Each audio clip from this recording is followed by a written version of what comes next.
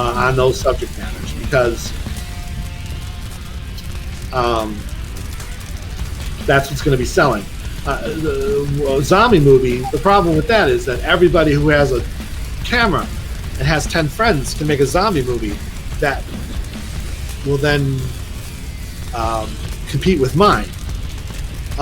So you don't want to do a zombie movie. I mean, we're starting to see the glut of it now.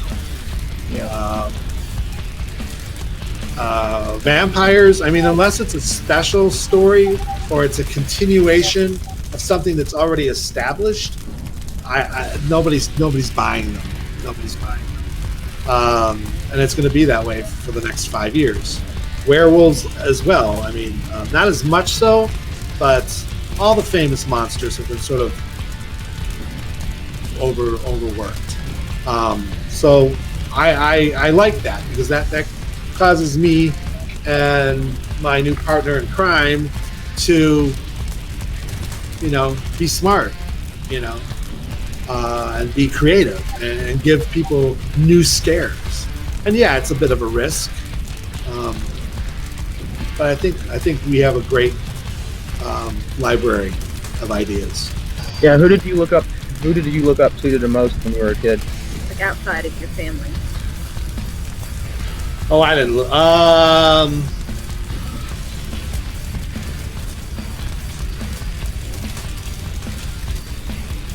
My friends. To be honest with you, I was very lucky to have a great set of friends. So I mean, you see all those Goonies, Little Rascals. It was a simpler time. In good old Franklin Park. It was a small community, and all the neighbors' kids knew each other, and I was very lucky to have that group around me because it inspired me for the rest of my life. These people, and then when I started working at Kmart, I met the people that would be lifelong friends. So, yeah, I would say I look at my friends as any inspiration for anything I did. I didn't really have like a hero. I didn't play sports. I didn't get it. I don't think that people who play sports should make more money than teachers. That doesn't make sense to me. I mean, so, and I've always been sort of political, so I've always had a bit of an attitude. So yeah, so I would say my childhood friends. Some of which are watching right now. What's your view on animated horror? Does it work? Yeah. I think the Japanese have the market cornered on animated horror. But like Castlevania is amazing. I think.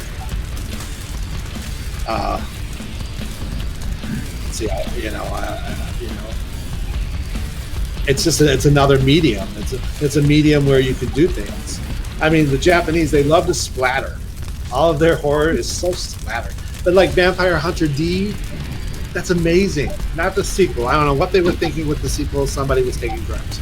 But all the very tentacle horror demons. It's all very creative. So I love it. I mean, I have a big collection of it. Well, there has been. There was stripper zombies with. I forgot what her name was. There's been blonde zombie movies.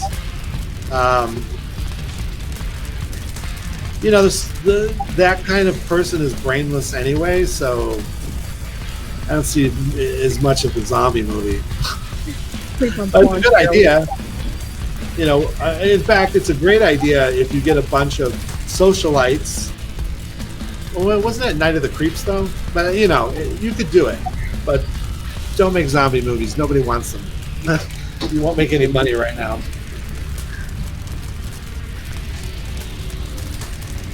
No, I haven't seen Lily Cat. Have you? I don't think I have. I don't know what that is. Heard of it. But if it's a Serbian film, I will find you and hunt you down. So I can't take 2 of those in my lifetime. No.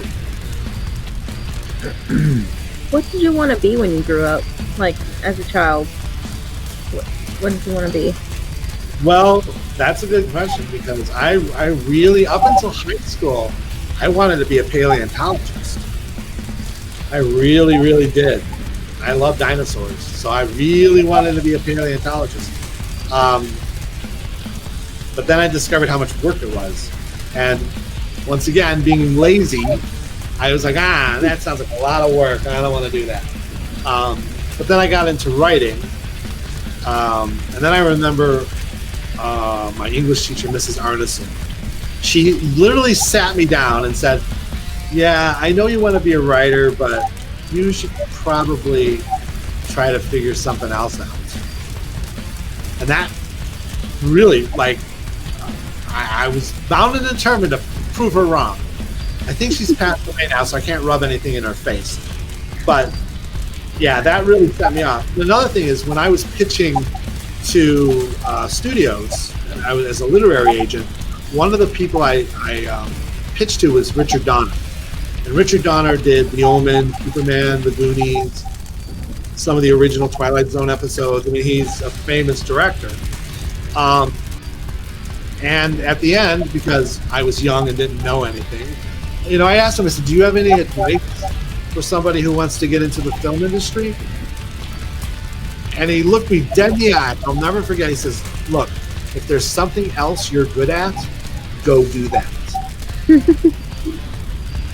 And my Aunt Kathy called it the O'Toole curse, but we do not like to hear the word no. My people do not like to hear the word no, or you can't do that.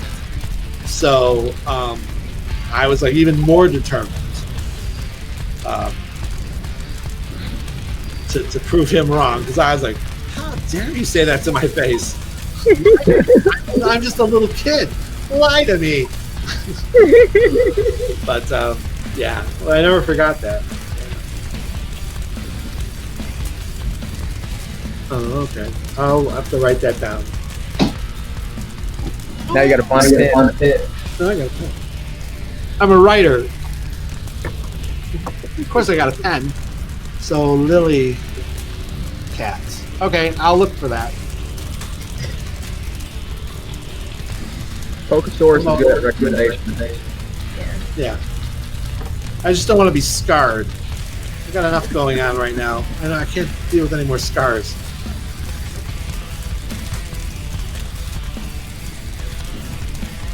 Again, because we know the answer to this question, another film I really want to remake is The Valley of Wangi. You know what that is?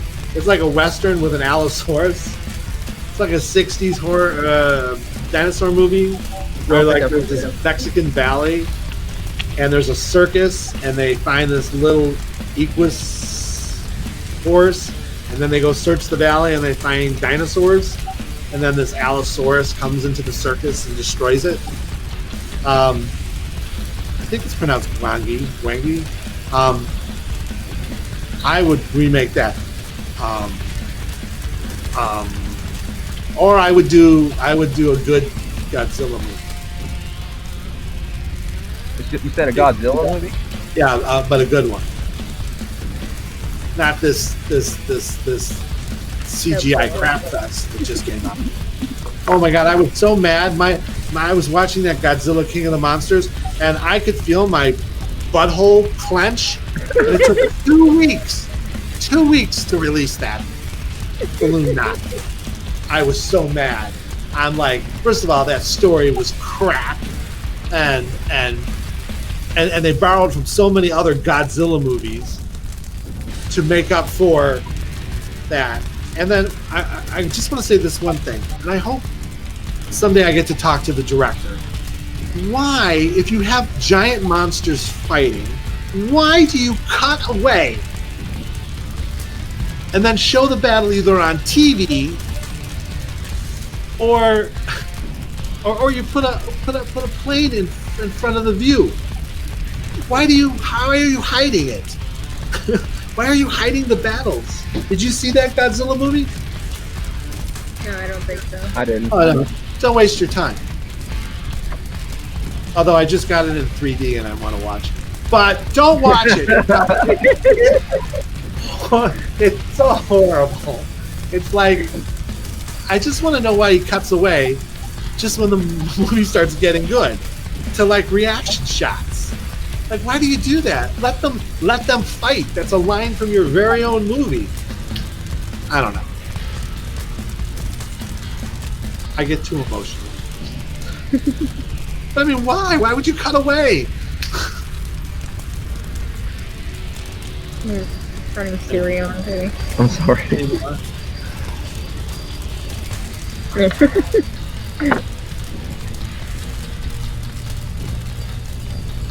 What? Oh, no, you didn't. I'm going to tell you why you didn't like it. Nothing in that film happens that puts anybody at risk. Like, it's all written for the writer's convenience. You know, come on. Godzilla destroys Boston. But those are the only 3 people left. Where are all the other people? I mean, when Rodan goes over Mexico, there's a lot of Mexicans running. So what happened to all the people in Boston? I mean, there's so much, like, just for the convenience of the writer, like, in that script, you know. I mean, I'm hypercritical because I love Godzilla movies. I love them. But that movie's crap, so you don't like it. I'm telling you.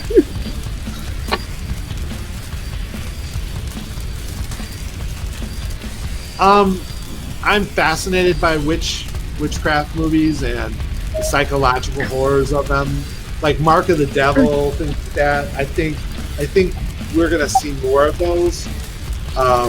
Although Midsummer didn't do so well. In fact, they had to re-release that movie with an extra half hour, so audiences would get it. And that's what I mean. I mean, these people, the movie's in their head, but it doesn't quite get on the screen. And so we're left like, I don't know what happened. And I feel stupid. I don't feel stupid. I mean, I'm a bear of little brain, but I like to think I have some smarts. But yeah, you know, the whole hysteria of witchcraft and all that stuff is fascinating. And I would love to do a movie based on that. I would love to make a film in Oklahoma. I was there for a while. We were looking for a film location, I think, for one of the movies. You know, I think it's, except, you know, you have all that fracking, and you have all the earthquakes in Oklahoma. So it's a dangerous place to be right now.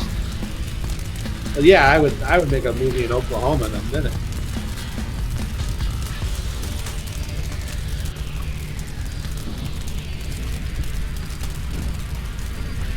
You mean if any A-lister wanted to work with me, who did? You know what? I'm gonna also put my neck out here. I'm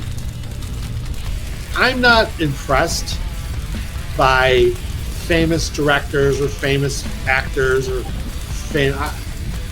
I like editors like Vera Fields, and I like cinematographers like Dean Cundey.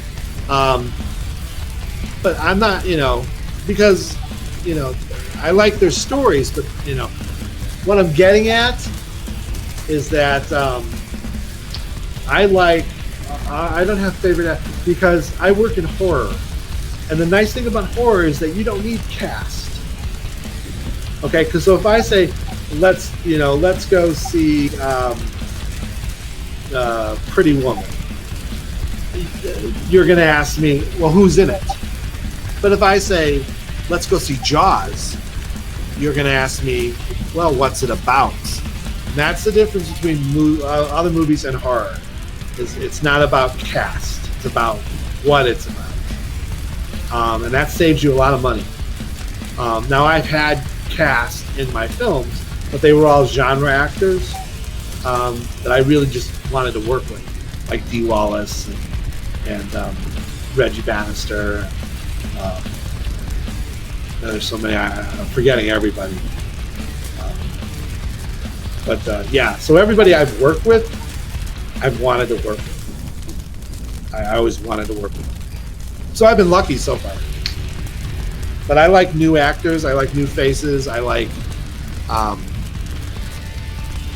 yeah, I just like seeing new talent develop.